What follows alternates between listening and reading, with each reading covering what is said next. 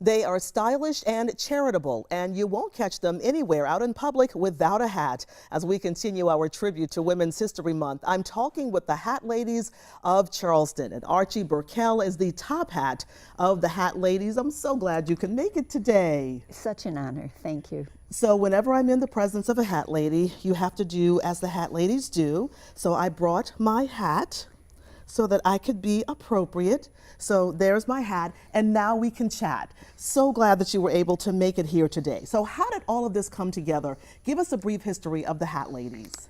Okay, well, this hat lady, my grandmother loved hats, so I discovered them at 10 years old.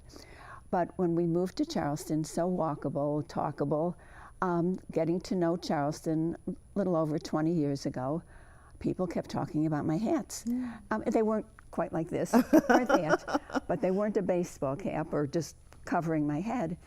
And I wasn't ready to hang up my hat from a career in other places.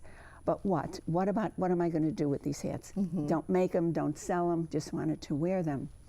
Well, it turned out the internet was starting, so as I'm suddenly finding my mother loves hats, I love hats, my neighbor, I could take their email address. So I started inviting, total strangers, creating little places, luncheon events, and the newspapers, very kind. More people are joining. So I said, well, it's time for a real luncheon, and it was a summer. So I thought, well, I'll wait till September. And the reason I'm saying this is because on Saturday, September 10th, 2001, we had a big luncheon.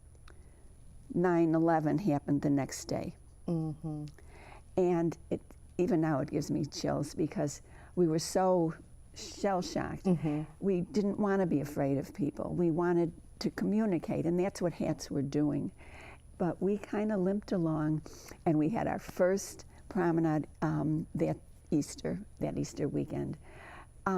But wearing hats is wonderful, but you can't just eat and drink. You have to do some good for your community.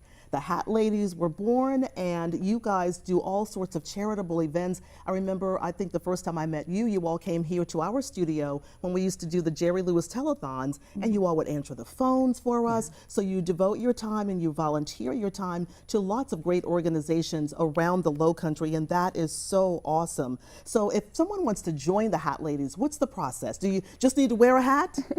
Well, you do, but to officially be one of us, it is a whopping $25 per year dues. And then you get all the newsletters, and it is like a smorgasbord of luncheons, volunteer work.